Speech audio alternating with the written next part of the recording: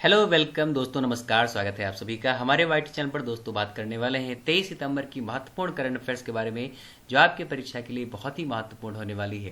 तो दोस्तों वीडियो को शुरू से लेकर अंत तक देखिएगा और जो भी अन्य जानकारी आपको दी जाती है उसे भी आप लोग ध्यान देते रहें, क्योंकि परीक्षा में सवाल उससे भी आ सकते हैं। तो दोस्तों वीडियो में पूछे गए सवालों का भी जवाब आपको कमेंट बॉक्स में जरूर देना है। आइए स्टार्ट करते हैं बिना समय खराब किए पहले सवाल से। चलिए, तो पहला सवाल हमारे पास आ गया है। 22 सितंबर को विश्व भर में कौन सा दिवस मनाया जाता है? 22 सितंबर को विश्व भर में कौन सा दिवस मनाया जाता है? विश्व गेंदा दिवस, विश्व गुलाब दिवस, विश्व विज्ञान दिवस या फिर विश्व सम्मान दिवस? तो अगर सही जवाब की बात करें तो एक का सवाल जवाब हो जाएगा ऑप्शन नंबर बी, यानी कि विश्व गुलाब दिवस की बात हम लोग कर रहे हैं। अब देखिए, ये विश्व गुलाब दिवस क्यों मनाया जाता है और क्या वजह है इसकी, इसे जान लेते हैं। तो 22 सितंबर को विश्व भर में विश्व गुलाब दिवस मनाया जाता है। यह दिवस कैंसर से पीड़ित मरीजों के लिए नई उम्मीद और नई प्रेरणा लेकर आता है। इसे नई प्रेरणा का सोर्स माना गया है। इस दिवस को कैंसर पीड़ित से मानवीय व्यवहार करने और उनको दुख बांटने के उद्देश्य से मनाया गया है। अब आपके लिए एक प्रश्न है, कमेंट बॉक्स में जरूर जवाब दीजिएगा कि हम लोग कैंसर डे कब मनाते हैं। ठीक है, कैंसर डे हम लोग कब मनाते हैं, ये आपको कमेंट बॉक्स में जवाब जरूर देना है। चलिए अब बात कर लेते हैं। देखिए कैंसर क्या होता है। तो अगर हमारे बॉडी में हमारे सेल्स की, कोशिकाओं की अनियमित वृद्धि होने लगे तो उससे हमें कैंसर होने का खतरा रहता है। ठीक है, इसमें सबसे ज़्यादा इफेक्टेड होने वाली जो सेल हैं वो हैं WBC, जिन्हें हम लोग ल्यूकोसाइट्स कहते हैं। और ब्लड कैंसर जैसी बीमारी को इसीलिए एक नाम दिया गया है जिसे ल्यूकेमिया कहते हैं। ल्यूकेमिया। अब इसके लिए उपयोग किसका किया जाता है?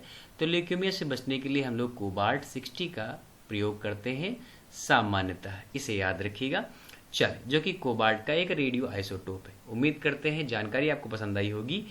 चलिए सवाल नंबर 2 की बात कर लेते हैं। उत्तर प्रदेश सरकार ने इनमें से किस क्षेत्र में इलेक्ट्रॉनिक पार्क स्थापित करने की मंजूरी दे दी है? उत्तर प्रदेश सरकार ने इनमें से किस क्षेत्र में इलेक्ट्रॉनिक पार्क स्थापित करने की मंजूरी दे दी है? गाजियाबाद, आगरा, नोएडा या फिर लखनऊ? तो 2 नंबर के अगर सही जवाब की बात करें तो ये काम किया गया है नोएडा में। अब देखिए, इंपॉर्टेंट सवाल है कि प्यारे बच्चे, योगी आदित्यनाथ के नेतृत्व वाली उत्तर प्रदेश सरकार ने इलेक्ट्रॉनिक्स उद्योग को बढ़ावा देने के लिए नोएडा के पास यमुना एक्सप्रेसवे, ध्यान रखिएगा, नोएडा के पास यमुना एक्सप्रेसवे औद्योगिक विकास प्राधिकरण YEIDA क्षेत्र के साथ एक इलेक्ट्रॉनिक पार्क घोषित करने की प्रस्ताव दिया है। अब देखिए, यहाँ पर बात हुई है उत्तर प्रदेश की, तो हम उत्तर प्रदेश के बारे में जानकारी लेते हैं। उत्तर प्रदेश की राजधानी है लखनऊ। यहाँ का सबसे बड़ा शहर है कानपुर। जिलों की संख्या है यहाँ पर 75। इसका गठन हुआ है 24 जनवरी 1950 में।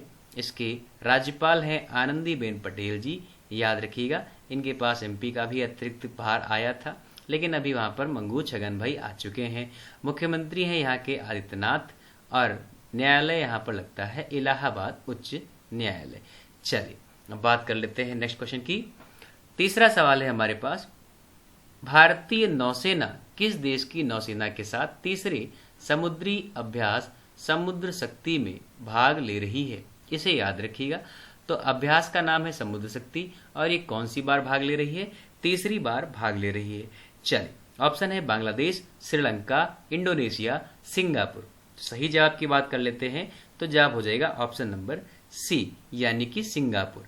अब देखिए, भारत और इंडोनेशिया द्विपक्षीय समुद्री सैन्याभ्यास समुद्र शक्ति तीसरा संस्करण 20 सितंबर 2021 को इंडोनेशिया में सुडा जल डमरू मध्य में शुरू हुआ है। अब देखिए ये सुडा क्या है। चलिए, जैसे कि हमें पता है सर जी, हिंद महासागर में सबसे गहरा गर्त जिसे कहा जाता है उसे सुंडा ट्रेंच कहा जाता है। जिस प्रकार प्रशांत महासागर का सबसे गहरा ट्रेंच कौन सा है? मैरियाना गर्त या मैरियाना ट्रेंच। उसी प्रकार हिंद महासागर का सबसे गहरा गर्त सुंडा ट्रेंच कहलाता है। इंडोनेशिया के पास इसी जल संधि को सुंडा जल संधि कहा गया है या जल डमरू मध्य कहा गया है। 3 दिवसीय अभ्यास 22 सितंबर 2021 को होगा, इसे याद रखिएगा। भारत की एक्ट ईस्ट नीति के अनुसरण में अभ्यास समुद्र शक्ति की कल्पना 2018 में द्विपक्षीय INIDN, ठीक है, यानी कि इंडिया इंडोनेशिया अभ्यास के रूप में स्टार्ट की गई थी। इंडोनेशिया गणराज्य दक्षिण पूर्वी एशिया और ओशिनिया में स्थित एक विशाल देश है। अब आप सोच रहे होंगे सर ये ओशिनिया क्या है। देखिए, आर्कटिक महाद्वीपों की जब कहानी पढ़ी जाती है तो उसमें हमें एक ओशिनिया समूह मिल जाता है, जिसमें से इंडोनेशिया उसी का हिस्सा है, ऑस्ट्रेलिया, आर्कटिक, ये सब आपको उसी में पढ़ने को मिल जाते हैं। दक्षिण पूर्वी एशिया के बाद ओशिनिया की कहानी आती है। अब बात कर लेते हैं यहाँ की राजधानी और सबसे बड़े नगर के बारे में। तो जकार्ता यहाँ की राजधानी और सबसे बड़ा नगर भी होता है। अगर हम बात करें तो जकार्ता में किसका हेडक्वार्टर पड़ता है, तो आप सभी को पता होगा आसियान का हेडक्वार्टर जकार्ता में पड़ता है। उम्मीद है जवाब पता होगा। मुद्रा यहाँ की रुपया है, ठीक है। अब आप सोच रहे होंगे सर इसकी राजधानी चेंज होने को है। जी बिल्कुल, ईस्ट कैलिमिंटन द्वीप बोर्नियो ये राजधानी होने की बात है। चलिए, राष्ट्रपति यहाँ के जोको विडोडो हैं, उपराष्ट्रपति यहाँ के मारूफ आमीन है। इसे याद रखिएगा, अच्छा सवाल बन सकता है आपके पास, ठीक है। चलिए, 4 नंबर के सवाल की अगर हम बात कर लेते हैं तो 4 नंबर का सवाल है, किसे नए वायुसेना अध्यक्ष के रूप में नामित किया गया है। तो वायुसेना अध्यक्ष हमारे चेंज हो गए हैं और ये कौन बने हैं आपको ध्यान देना चाहिए। रघुनाथ नंबियर, विवेक राम चौधरी, गुरुचरण सिंह बेदी या फिर संदीप सिंह। 4 नंबर के अगर सही जवाब की बात करें तो ऑप्शन नंबर बी सही है, ठीक है। आपने सुना होगा कुछ दिन पहले इन्हें उप सेना प्रमुख के रूप में भी कार्यरत किया गया था और अभी ये वायुसेना के अध्यक्ष बन गए हैं। अब बात करें तो भारत सरकार ने 1 अक्टूबर 2021 से एयर मार्शल विवेक राम चौधरी की अगले वायुसेना अध्यक्ष के रूप में नियुक्ति की मंजूरी दी है। वायुसेना की स्थापना 8 अक्टूबर 1932 में हुई थी, इसीलिए 8 अक्टूबर को हम लोग वायुसेना दिवस मनाते हैं। इसका हेडक्वार्टर कहाँ पड़ेगा, नई दिल्ली में है। आपको बताना है कि एयर मार्शल विवेक राम चौधरी किसको सेवानिवृत्त करेंगे, अर्थात इनसे पहले वायुसेना का अध्यक्ष कौन था या कौन है। चलिए, 5 नंबर की बात कर लेते हैं। महत्वपूर्ण सवाल है, इस पर ध्यान जरूर दीजिएगा। किसने नई दिल्ली में इस्पात मंत्रालय की डैशबोर्ड 2.0 का शुभारंभ किया है।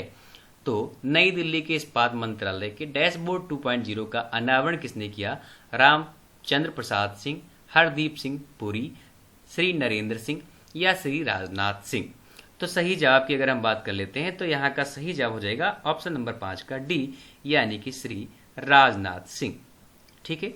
तो ये देखिए आपका मिनिस्ट्री ऑफ स्टील लॉन्च किया गया है, इसे जरूर ध्यान रखिएगा, अच्छा सवाल यहाँ पर बन सकता है, ठीक है। चलिए, नाम है डैशबोर्ड 2.0। अब देखिए, केंद्रीय इस्पात मंत्री श्री रामचंद्र प्रसाद सिंह ने हाल ही में नई दिल्ली में इस्पात मंत्रालय के डैशबोर्ड 2.0 का शुभारंभ किया है। यह डैशबोर्ड इस्पात क्षेत्र से संबंधित विभिन्न मानकों जैसे इस्पात क्षमता, उपयोग, उत्पादन और खपत कीमतों, कच्चे माल के उत्पादन, व्यापार, स्टॉक और रेल उत्पादन आदि पर प्रदर्शन को दिखाता है। चलिए, 5 नंबर के अगर सही जवाब की बात करें तो आपका हो जाएगा केंद्रीय इस्पात मंत्री श्री राम प्रसाद सिंह जी, याद रखिएगा। अब थोड़ा सा पीछे आते हैं। देखिए, इन्होंने लिखा है कि इस मंत्रालय का शुभारंभ किसने किया है, तो इसे आप लोग थोड़ा सा सही कर लीजिएगा, श्री रामचंद्र सिंह। आपका जवाब सही हो जाएगा, ठीक है, यानी कि ऑप्शन नंबर ए। चलिए, वेरी गुड, इसे करेक्ट कर लीजिएगा, ठीक है। हाँ जी, चलिए आगे बढ़ते। तो इसका सही जवाब हो जाएगा श्री रामचंद्र प्रसाद सिंह, ठीक है। अब आगे बढ़ लेते हैं हम लोग। किसने 2 चोटियों को फतह करने वाले सबसे तेज भारतीय बनने की उपलब्धि हासिल की है। अच्छा सवाल है, किसने 2 चोटियों को फतह करने वाले सबसे तेज भारतीय बनने की उपलब्धि हासिल की है। तो सारे बच्चे जवाब दीजिएगा। शिवांगी पाठक, गीता समोता, छंदा गायन या प्रेमलता अग्रवाल। सारे बच्चे बताइए। तो बिल्कुल ठीक है, यहां पर जवाब हो जाएगा ऑप्शन नंबर बी। आपका ऑप्शन नंबर बी यहां पर सही हो जाएगा, यानी कि गीता समोता। इन्हें याद रखिएगा, अच्छा सवाल है। चलिए, सीआईएसएफ की एक महिला अधिकारी गीता समोता अफ्रीका और रूस में स्थित 2 चोटियों को फतह कर दोहरा शिखर सम्मेलन करने वाली सबसे तेज भारतीय महिला बन गई हैं। 31 वर्षीय समोता ने 13 अगस्त 2021 को रूस में माउंट एल्ब्रूस, जो कि यहाँ की ऊंची चोटी है 5642 मीटर, और फिर 11 सितंबर को 2021 को माउंट किलिमंजारो जो कि 5,895 मीटर पर सफलतापूर्वक चढ़ाई की है। माउंट किलिमंजारो अफ्रीका की सबसे ऊंची चोटी है जो कि तंजानिया के पास दिखाई देती है। अब बात करेंगे सीआईएसएफ की। तो सीआईएसएफ की स्थापना हुई है 10 मार्च 1969। गठन इसका किया गया है केंद्रीय औद्योगिक सुरक्षा बल अधिनियम 1968 के द्वारा, इसे ध्यान रखिएगा। हेडक्वार्टर पड़ता है नई दिल्ली में। मंत्री हैं अमित शाह जो कि केंद्रीय गृह मंत्री हैं। संस्थापक यहाँ के हैं राजेश रंजन, आईपीएस रह चुके हैं, इसे ध्यान रखिएगा। चलिए 7 नंबर के महत्वपूर्ण सवाल की बात करें, ये भी बहुत अच्छा सवाल है। ब्रिगेडियर एसवी सरस्वती को किसने राष्ट्रीय फ्लोरेंस नाइटिंगेल पुरस्कार 2020 सम्मानित किया है? बहुत ही महत्वपूर्ण सवाल है। राष्ट्रीय फ्लोरेंस नाइटिंगेल पुरस्कार किसे सम्मानित किया गया है? तो श्री रामनाथ कोविंद, हरदीप सिंह पुरी, नरेंद्र सिंह या राजनाथ सिंह। 7 नंबर के सही जवाब की अगर हम बात करें तो देखिए सेना का मामला है, पुरस्कार कौन कर सकता है सम्मानित? बिल्कुल ठीक है, तो रामनाथ कोविंद जी ने किया है इसको। ठीक है, किसने किया है? रामनाथ कोविंद जी ने। चलिए अब अच्छा सवाल यहाँ पर बन सकता है जी, भारत के राष्ट्रपति श्री रामनाथ कोविंद ने हाल ही में सैन्य नर्सिंग सेवा की उप महानिदेशक ब्रिगेडियर एसवी सरस्वती को सैन्य नर्सिंग सेवा में अपार योगदान देने के लिए फ्लोरेंस नाइटिंगेल 2020 पुरस्कार से सम्मानित किया है। इसे आप ध्यान रखिएगा, अच्छा सवाल बन सकता है आपके पास। चलिए निस्वार्थ सेवा के लिए इसको दिया जाता है। अब 8 नंबर के सवाल की बात कर लेते हैं। तो 8 नंबर का सवाल आपके लिए इंपॉर्टेंट बन सकता है।